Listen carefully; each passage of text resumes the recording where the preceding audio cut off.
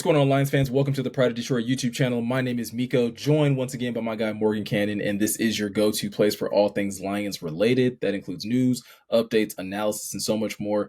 Morgan, today we are going to be jumping into our version of a training camp preview. We did this yesterday over on the podcast, but there are a lot of other questions when it comes down to the Detroit Lions, when it comes down to training camp. So there's a lot of stuff to get into. But before we jump into that, Morgan, first and foremost, if you guys are new to the Pride of Detroit YouTube channel, this is your first time ever watching our content or coming across our channel, please be sure to hit that like button, hit the subscribe button, hit the notification bell. Those things help out the channel immensely, but it makes it that much easier for you guys to find our content when we decide to upload anything over here on YouTube. Also, if YouTube isn't your preferred place to watch content, you can also find us over on Twitch. We also have, like I mentioned, the podcast as well, which you can pretty much find us over on Spotify and Apple Podcasts. So if you want to, again, consume the content in either of those ways, you can do that. Not to mention, for another bonus, we have the website where all the articles are written. That's linked in the description below. Actually, everything that I just listed off, everything is linked in the description. You can find all of that stuff down there. Easy way of finding us just about everywhere on social media. So one last thing, man, there are a lot of announcements. I'm just not realizing there's a lot going on. Last and final announcement, we do have Pride of Detroit Direct, which is our paid subscription service over here at prideofdetroit.com. This is a really good service specifically for training camp, especially. Like if you are looking to get additional insight into some of the things that are happening at training camp, this is the thing that you want to sign up for. I believe it's $50 for the entire year. So roughly about $4 and some change, per month, if you want to look at it that way. $50 a year gets you a lot of exclusive content, both in video format as well as written content over on the website. So that is also linked in the description if you want to partake in that as well. So with all the business stuff out the way, Morgan, we do got to jump into the topic of the day, which is, like I said at the top of this video, we're heading into training camp at the end of this week, starting on Sunday. And I think there's a number of questions that Lions fans have for this team that I think they're going to have to try to figure out answers for as they go throughout training camp. Doesn't have to be answered on the first day, but by the end of training camp, I think there are a number of things that the Lions have to have kind of figured out. Yeah, there's a couple things up in the air, like the Lions don't have a ton of question marks around the roster. Obviously, like Brad Holmes has built a machine in Detroit. Mm-hmm.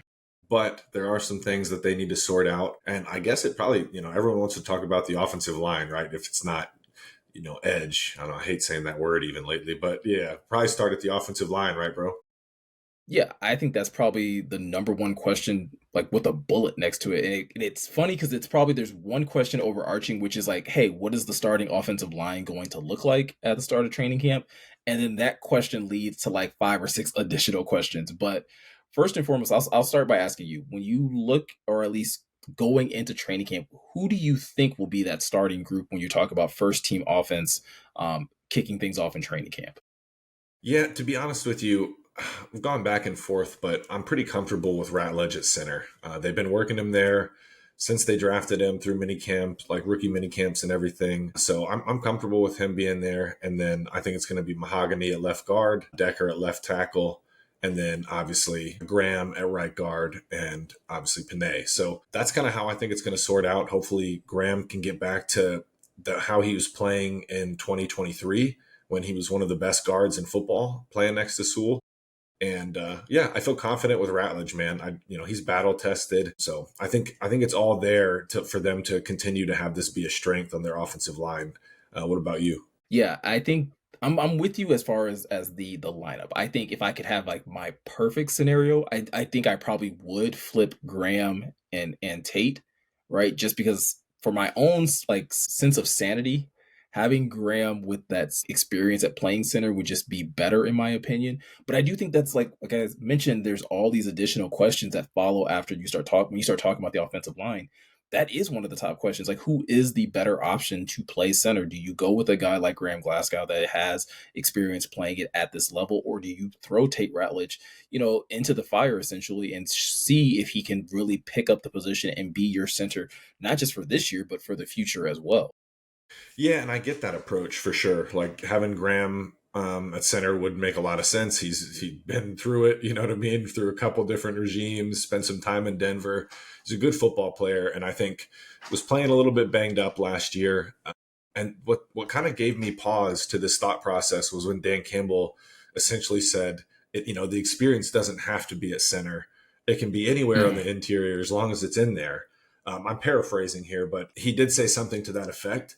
So that kind of made me think like, oh, okay, so they could just have like Graham on the, to Tate's right, and he's just kind of like his little warm blanket there, pre-snap, Mhm. because Graham can make a lot of those calls from right guard and disseminate the information up and down the line. They can definitely make that happen. So I think that's what kind of weighing in my head now were those comments from Dan Campbell, just because I was like, okay, so you guys actually might just plug. Do you use the throwing them in the fire, Miko?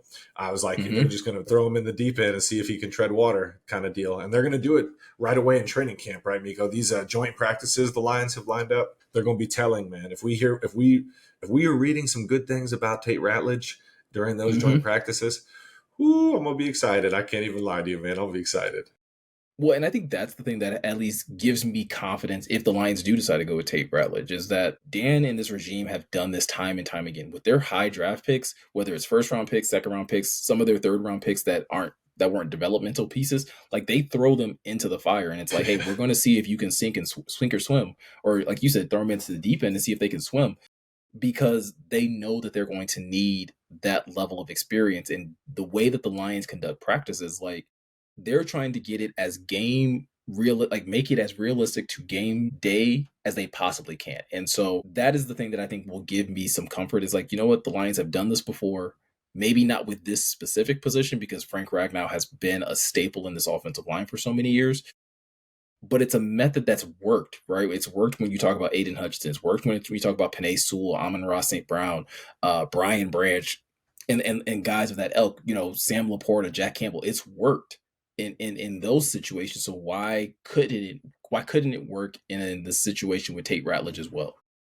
Yeah, that's where I'm at, man. And you got Hank Fraley, if not the best offensive line coach in the business. I'm interested to hear where you stand on this though, Miko. Like, because I know where I stand. Are you confident in Mahogany? Just plug him in at left guard and like let's roll, or like do you need to see a little bit more and like it's kind of more of a competition? I see Christian Mahogany as the front runner, right? But I don't know if he's truly running unopposed. I guess if that makes any sense. Like I wouldn't say it's a straight up competition, but I think that if someone can really impress someone like Miles Frazier, if he can really show something at that position, maybe he can actually battle that out with Mahogany in that way. If you told me right now that Christian Mahogany was going to be the week 1 starter, I'd be perfectly fine with that too.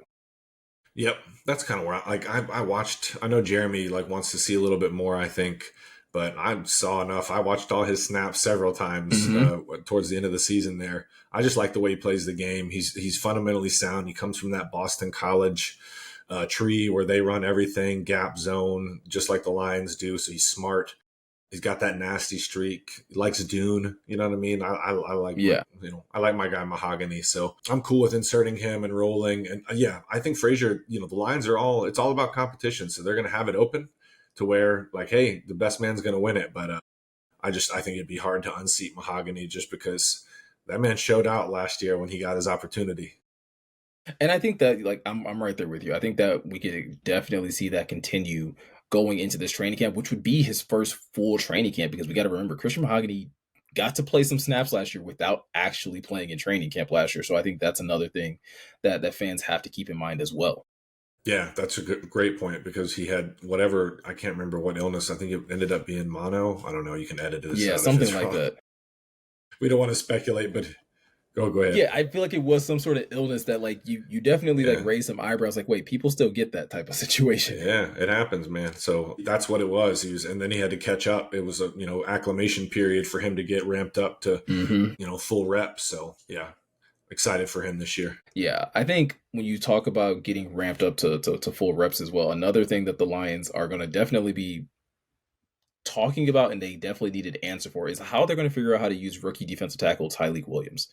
Right? Like we know that the Lions aren't going to have Aleem for the first few months of the season as he kind of recovers from his ACL tear, but there's a lot of like discussion about what is the best way to use Tyleik Williams, right? Is he primarily just a guy that you play on the early downs and just have him, try to clog the rushing lanes, or can you actually deploy him as an Aleem replacement and have him play like a true three tech and have him trying to knife into the backfield. What's your kind of opinion when it comes down to Tyleik Williams and how you would like to see the Lions use him? So when we watched Williams tape, like we know he can do a little bit of everything, right, Miko? So I think if he can play some of that one tech, some of that nose that DJ Reader gets a lot of the snaps at. But in my opinion, like if the Lions are gonna like their ideal front starting the season, it's gonna look like Davenport, Reader at the nose, and then it can be like a mix of Levi Onwuzurike, Tyleik Williams, and other big bodies at that three tech. Because we know the Lions like to play big up front and Mm-hmm. bully people. That way, that's how their linebackers make so many plays because everything's clean. It's similar to how offensive lines function for those of you still learning how trenches operate, right? If Yeah. those guys are able to occupy blocks and like reestablish the line of scrimmage, shoot, being a linebacker, your life gets a lot sweeter because you're able to get downhill, make plays, and pin your ears back a lot of the times, especially against the run. You can fit that thing up and go, man. So I think that's kind of how it's going to shake out if I had to guess. They'll probably give Levi the start just because he is the vet. So if we're looking at like starting, I don't know. What do you think? I could definitely see them lean Levi's way, right? Obviously, Levi got his 1 year deal, and maybe they're going to try to give him that opportunity to prove that he deserves a long-term contract. But when it comes to Tyleik specifically, like if Tyleik Williams is part of the future, like that's part of your tandem of him and Aleem being the two guys that are going to be out there. I also feel like you kind of need to do the same thing that we were talking about with Tate, where it's like, hey, you throw him in on the deep end and see if he can swim. Because I also think of it from this perspective, Morgan. Like I don't think you want to have a tell with your defensive line, right? Like one of the things that's so great about having Aleem out there is that like they transition Aleem from being a nose his rookie year to being more of a three tech in his second year and last year because they really wanted him to utilize his athleticism and really be able to be a penetrator. And then you put a DJ Reader next to him so that you still have someone that can do that run stuffing, role as well. If you can get Tyleik Williams to just buy into that mentality of like, hey, we want you to be attacking, we want you to be trying to beat guards and centers and get into the backfield, then that way, once like Aleem is back, like Aleem can always like they can definitely start to rotate that responsibility of like, okay, who's going to be, technically like stopping gaps, who's going to be knifing, like whatever the case may be. And I think it keeps your defensive line that much more like unpredictable from the interior. Yeah, we know the Lions love their multifaceted personnel, right, defensively. So I think that'd be an ideal situation, like you mentioned, bro, in the future, like when Aleem's back and fully ramped up.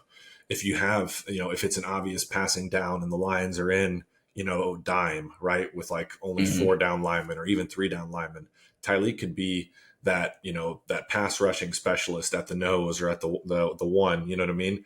To where Mm-hmm. that's good because you can have Aleem have him at the three and have him attacking half a man and just trying to knife into the backfield, like you mentioned. So, yeah, I think there's a lot they can do with him. And I'm hoping he's ready to go right away because it would be a big boost for the Lions while Aleem McNeil recovers.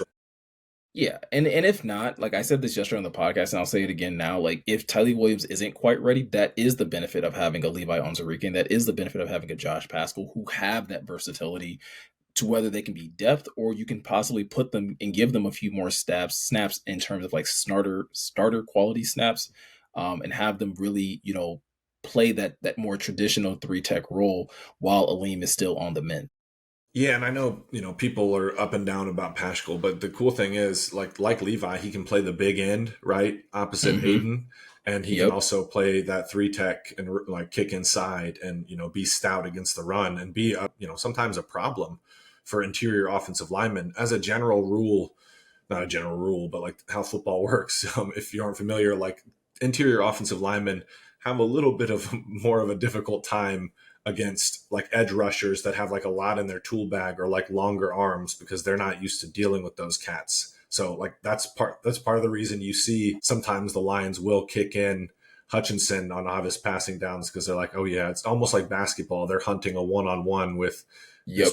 this poor left guard who's about to be overwhelmed. So that's something to think about too. And yeah, there's a lot like Davenport can kick inside. He's a big physical cat. So there's versatility up and down that room, which is really nice. And I think it goes back to what you were saying in regards to Tyleik Williams, and I think the same thing applies to Levi, or the same thing applies to Pascal. Like, if the more of these guys that are available and that are like playing at a high level early in camp, the more diverse it's going to make that defensive front to where, like you said, the Lions can be that much more multifaceted, and they can try and figure out so many different, ideal matchups that allows a Hutch or Davenport or a Levi or whoever the case might be to get a winning matchup. We didn't even mention Derek Barnes, who technically is playing at the second level, but he's going to be playing that Sam. He'll be playing close to the defensive line.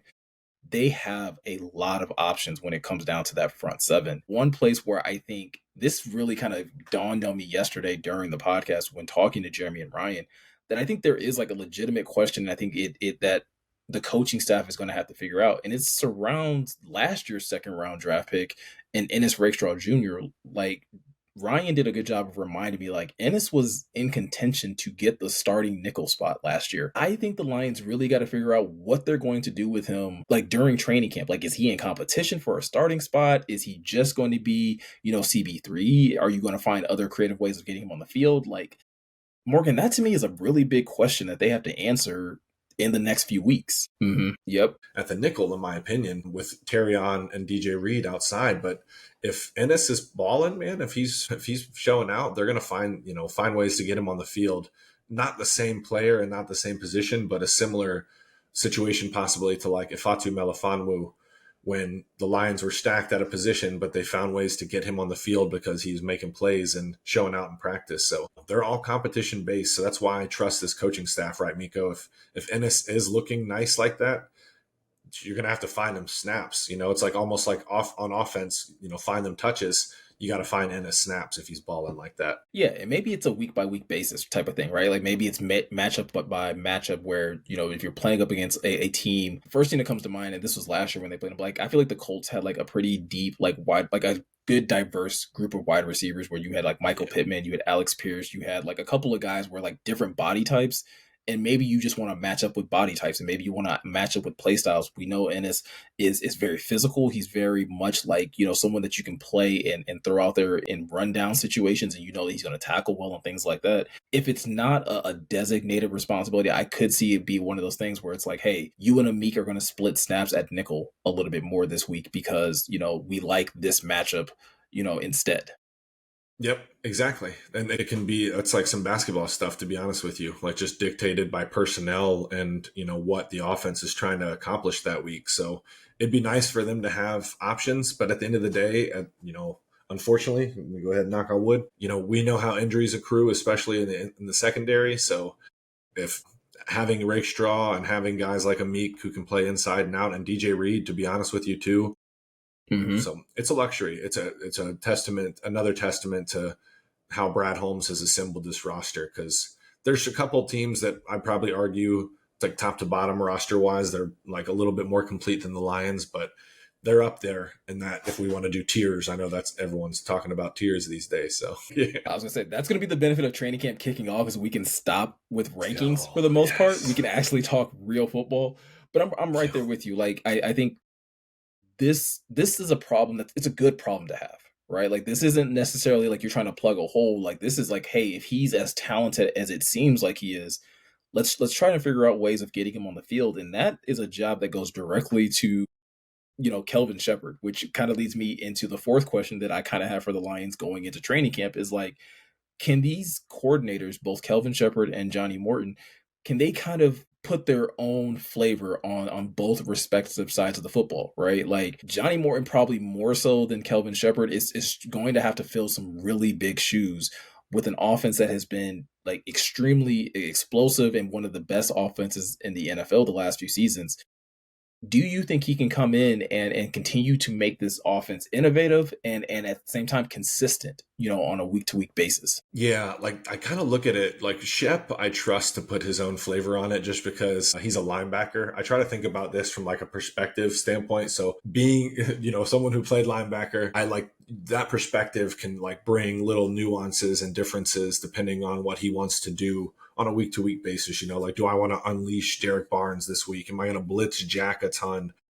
Am I going to hopefully have Anzalone in the cards and like have him just completely neutralize a tight end like they did against the Vikings, that last week 18, right? So I like that aspect of it. And then Johnny Moe, man, I look at the offense, honestly, I know he's going to do his own thing. And I know we know Goff's going to be big and like creating, new innovation and stuff like that, like off of what they already have existing. But I look at the offense, Miko, just someone who's like at the head of the doomsday machine, just pulling levers and pushing buttons. Like you have an arsenal of weapons, bro. And really Yeah, you're just like, beep, Jahmyr Gibbs, boop, Jamison Williams, like it's just like, I don't know. I'm right there with you because like it does feel like this should be like a kid in a candy store type of situation for Johnny Morton, in my opinion. Like I have a hard time, envisioning how it can go wrong, right? And I'm gonna knock on wood there. Like I can't see it in that situation, but sure, there could probably be communication issues. Hopefully, we again going back to the Netflix series, we did see how like it kind of seemed like how in sync Jared and Ben Johnson were. Like can that be instant? Is how long is that going to take for them to kind of be on the same page where maybe they can't talk to each other directly, but they just have a good sense of, hey, I think Jared's going to want to do this. I think Johnny's going to call this because he sees the same thing I see. And I think I'm right there with you with Shep. Like I think Shep is going to like he seems like a coach that's so ingrained with his players in the same way that Aaron Glenn was, that he just like knows like, hey, these are the guys that I really want to highlight. These are the guys that I really need to make sure that I can put them in position to make plays. And those players are fairly obvious when you talk about Hutch and you talk about, both safeties with Kirby and BB. But it is going to be interesting to see how he utilizes his linebackers maybe a little differently than AG did, right? And I think we got to see a little bit of it with Derek Barnes last year before he got hurt. But Jack is the one that like I'm very excited to see how Shep utilizes, because I think Jack is like this close. Like he's very close to popping off and being one of those top tier linebackers in the NFL. Yeah, I'm super high on Jack Campbell, man, to be honest with you. And yeah, I agree about the Johnny Moe point. Like I think Dan's concocted a good blend, because at the end of the day too, I try to remember this. I got to remind myself sometimes it's still Dan Campbell's offense. Like we've talked about this a bunch, man. I know Ben's a really innovative play caller and he was creative and he had good timing, but Dan was there implementing everything. And then eventually Ben was running the doomsday machine. That's why Ben Johnson made that comment when he's leaving. He's like, doesn't matter who's calling the plays here, more or less. Yeah, that's where I'm at with that. And I'm excited to watch Shep because Dan Campbell, again, he talked about it. He was like, I knew Shepard, Kelvin was going to be a coordinator sooner rather than later. He said that like 3 years ago or something. So yeah, I'm not surprised and I'm excited. I do think something I want people to get ready for. I bet you the defense is like all over the offense at first, just because that's typically how football works when they get rolling. So I do think we're going to be reading about the defense eating a little bit of lunch early on, just while the offense, goes through their little like developmental phase, getting everything synced and going. So that's something I think that's my one prediction for this video, I would guess. I was gonna say, especially on that first day of pads, like that's a defensive player's dream. It's like, I finally get to hit people. Yeah, I finally get to be physical with some people. Exactly. Timing's off. Yep, exactly. So I think that's something we'll see pretty early on, like a lot of, in my opinion. Yeah. Last question I got for you, my guy. So one of the other things that I think training camp is very good for, and I think the Lions specifically have to lean in this, is you spent maybe the off season, maybe you spent the last couple of seasons stockpiling some developmental players. Some of these guys on this roster, Morgan, have been in the developmental phase for 2-3 years. I think we're kind of getting to the point now where the Lions are going to have to start making some really tough decisions. Obviously, these tough decisions will come, as training camp is winding down. You got to start cutting the roster down. But there's a couple guys that I'm going to name off really quick. You have Colby Sorsdahl, you have Giovanni Manu, Broderick Martin, Hendon Hooker, like just to name a few. Like these are guys that have been quote unquote developmental players on this roster for a while. Is there anyone on here that you think is in danger of maybe being cut, or someone that you look at that you're like, hey, that dude, based off of what you've heard or what you've maybe even seen with your own eyes, like, hey, that dude's looking like he's ready to take the next step? So I'll go good news to bad news here. Hendon is safe in my opinion, unless he just looks just really incompetent. But I like they were talking, good about him towards the end of last year, like in practice and stuff. So I'm hoping that he looks better in camp this year and the whole is put to bed, because I think he's fine as a backup quarterback, and we'll see, in 2026 and beyond from here, from there. Manu, I still, even if he's not looking ready this year, I still think he has another year of runway, just because they knew how raw this cat was. He's playing in Canadian college football. So, Mm-hmm. yeah, they knew that it was going to take a bit. I'm hoping he can, like, if he looks competent this year, I'm going to be kind of unbearable. I'm going to be really, really excited. I'll say you and Jeremy will be right there in tandem, probably being really insufferable to people. I will, because it's going to be, oh my, that's such a hit. That's such a hit. If he looks, it doesn't matter what position either. If he can be a guard of the future and start whipping people inside, or if he can be if he's the swing tackle this year, I might throw a party. So now let's get to the bad news. I do think Colby Sorsdal and Broderick Martin are both on the outside looking in right now. We're starting our bubble watch over at the website. Be sure to check that out. Fun to follow along. Put your input into the comments too. You can just copy paste it. Just tell us what go each week with us. But yeah, I think both of them, it's time. You gotta, like, I think their position coaches, I'm sure they're going to have those conversations. Both Hank Fraley and Casey Rogers, like, those conversations have probably been had, to be honest with you. So yeah, they know it's time, man. They're two that are going to see a boatload of snaps in the preseason, along with Gio Manu. That'll be fun to watch too. We'll be sure to do a film breakdown on Gio. That's going to be fun. But yeah, all those cats are going to play a lot in the preseason, to be honest with you. I was going to say, like, that's the benefit of being on this in this category, is that you're going to get a lot of opportunities in the preseason to prove whether or not you need to stick around or if the Lions need to make some tough decisions. I'm right there with you on both Gio and Hendon. I think they're both really safe. I think we've heard a lot of good things about Gio, and I'm not going to lie. If you guys didn't get a chance to check out the podcast from yesterday, Jeremy's adding a lot of fuel to that fire in terms of Gio, being someone to really keep an eye on as training camp gets started. But Hendon is someone as well that I think is continuing to mature at the right rate. I think people put a clock on him because of his age, and they feel like, oh, he needs to be further along because he's already closer to being 28 than he is being, 25 or anything like that. But I think we have to keep in mind, like, I think the plan was always for him to probably just be the backup, right? Like, I think they feel super confident that Jarrett's going to play for a really long time. And Hendon, I don't think, was ever really expected to be the succession plan. So as long as he continues to build confidence in the coaching staff, probably more so than the fan base, and the coaching staff, that, like, hey, if we ever need you in a pinch that you could be ready, then that's perfectly fine. Colby and Broderick, though, I'm right there with you. The Lions also went out and, like, either drafted or signed players at their position that already seem to be ahead of them. And so you're talking about an even steeper climb uphill to where, they're both going to have really good camps to have a chance of sticking around, in my opinion. Colby maybe has a slightly better chance than Broderick does, but I still think it's very slim for both players. Yeah, that's, both of them are some deep rooms, to be honest with you. Like, when you look at other rosters around the league, offensive line and defensive line, the Lions are deep in both places. And yeah, man, I hate the age thing with Hendon Hooker, to be honest with you, because respectfully, the man was running a Mickey Mouse offense in Tennessee. Okay, he didn't have there wasn't a lot to look at. He was just slinging that thing and making plays, and that's not how it works here in the NFL, as y'all know. So yeah, age or not, I don't care if he's 40. If you haven't seen it, you haven't seen it. Exactly, right? Like, having to learn. I mean, you say Mickey Mouse, like, literally they had this man looking at one side of the field and not even paying attention to backside. That's what I'm saying, like, bro. It's a lot different. It's a steep learning curve right there. But those are just some of the questions that we have going into training camp.